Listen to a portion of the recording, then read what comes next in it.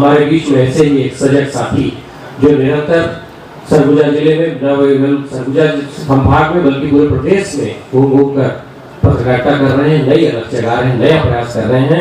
भाई सुनील शर्मा का मैं इस मंच पर बहुत बहुत अभिनंदन करता हूँ, स्वागत करता हूँ। और मैं आपसे संक्षिप्त में केवल एक विषय पर जानना चाहूँगा। ये विषय मैंने स्पेशली सुनील भाई के लिए ही तैयार किया था और वो मुझसे फिर कंफर्मेशन के लिए आए थे कि भैया मुझसे ही आप सवाल करेंगे। तो मैं इस पूरे सदन के माध्यम से, कोसम के माध्यम से यह सवाल उनके सामने रखता हूँ कि बड़ी संख्या में जो वेब पोर्टल है प्रचलन में आ चुके हैं। तमाम हर किसी के हाथ में मीडिया से अगर जुड़ा हुआ आदमी है तो उसका चना मुर्रा.com, बढ़ती दुर्घटना.com चल रहा है। ऐसे में जब वेब पत्रकारिता का ये स्तर हो चला है तो आप कैसे समझते हैं कि इस यूट्यूबर जो लोग हैं, यूट्यूब की जो पत्रकारिता कर रहे हैं, जो उसका प्रस्तुतिकरण कर रहे हैं, वो पूरी तरह से निरपेक्ष है, पूरी तरह से तथ्यपरक है और उसमें किसी तरह का मसाला नहीं लगाया जा रहा है। भाई सुनील, इस विषय पे आप क्या कहना चाहेंगे? मैं वहां पर आ जाऊंगी अभी। आ जाइए प्लीज, आ जाइए। इसमें हाँ प्लीज।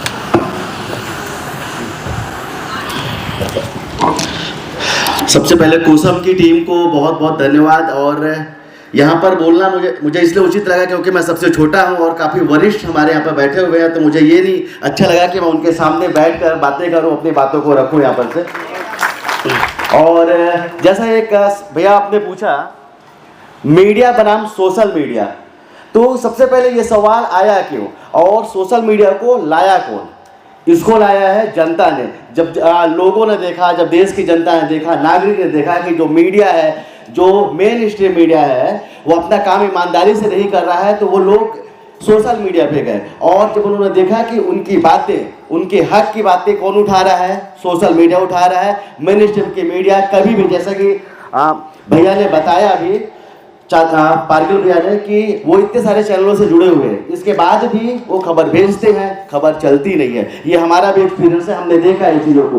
तो सोशल मीडिया का चलन आया। और रही बात मीडिया की, तो मीडिया के बारे में कुछ बोलना चाहूँगा, कुछ लिख के आया हूँ। नॉर्मली मैं 10-10, 15-15 मिनट बोल देता हूँ आज जब मैं रिपोर्टिंग करता हूँ तो, और लेकिन उसमें पढ़ना नहीं पड़ता है क्योंकि वहाँ पर इतने सारे वरिष्ठ लोग नहीं होते हैं। अभी सब बुद्धिजीवी बैठे हुए हैं और कोरिया साहित्य महोत्सव में ऐसे ऐसे लोग बैठे हैं, थोड़ी सी भी गलती होगी पकड़ लेंगे, तो हम थोड़ा सा लिख लिए हैं इस पर।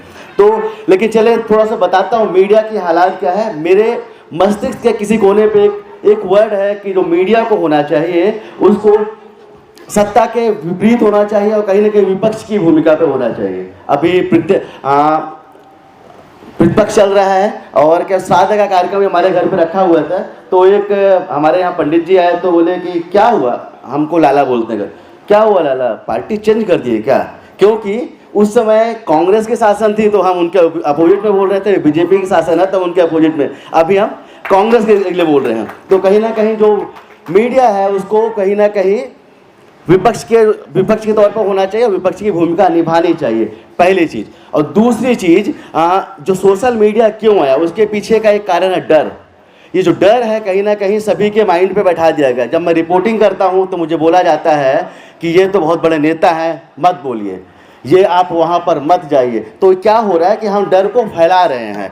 मैं कोई मुझसे बोलता है, मैं उस डर को लोगों से बोलता हूँ, वो थर्ड पार्टी के पास जाता है, तो कहीं ना कहीं जो डर है वो फैल रहा है। और शायद मुझे लगता है कि हमारे देश की सीमा पे जो जवान है वो भी चाहता है कि लोग डरे ना। हाँ, वो गोली खाने को तैयार होता है देश की सीमा पे, वो एक ही चीज़ चाहता है कि सवाल पूछा जाए, जो कि मीडिया का कर्म है, धर्म है कि आप सवाल पूछिए। आप सत्ता में बैठे हुए लोगों से सवाल पूछिए, आप लोगों के हक के लिए सवाल पूछिए। तो जब ये सवाल मेन स्ट्रीम की मीडिया नहीं पूछती है तो हम जैसे लोग आ जाते हैं और पकड़ लेते हैं माइक और स्टार्ट कर देते हैं बोलना कि काहे सर, आखिर ऐसा क्यों कर रहे हैं आप, और आखिर गरीबों की आवाज़, और आखिर जो हक की आवाज़ है, एक नागरिक की आवाज़ है, जो एक आम इंसान की आवाज़ है, उसको क्यों दबाया जा रहा है। तो इसलिए जो सोशल मीडिया है आज के समय पे कहीं ना कहीं मेन स्ट्रीम मीडिया से काफ़ी आगे हैं।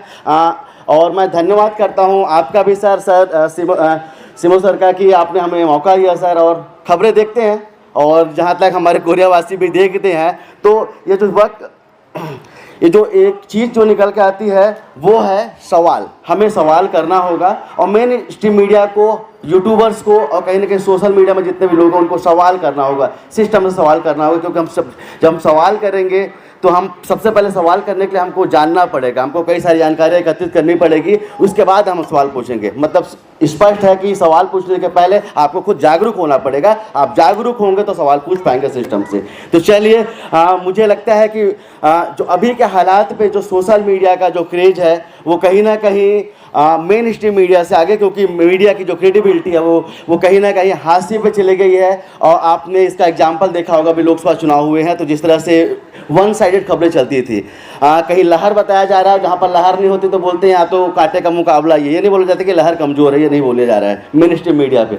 तो ये चीज़ें हैं और कहीं ना कहीं मीडिया को जनता के लिए और विपक्षी भूमिका पे होना चाहिए, उनके साथ खड़ा होना चाहिए। और सबसे बड़ी चीज़, पत्रकार के साथ साथ में आम नागरिक का भी दायित्व बनता है कि वो सवाल पूछे। सवाल पूछेगा हमारा देश बढ़ेगा, सवाल पूछेंगे तो हम आगे बढ़ेंगे और सोशल मीडिया तो बढ़ेगा ही बढ़ेगा।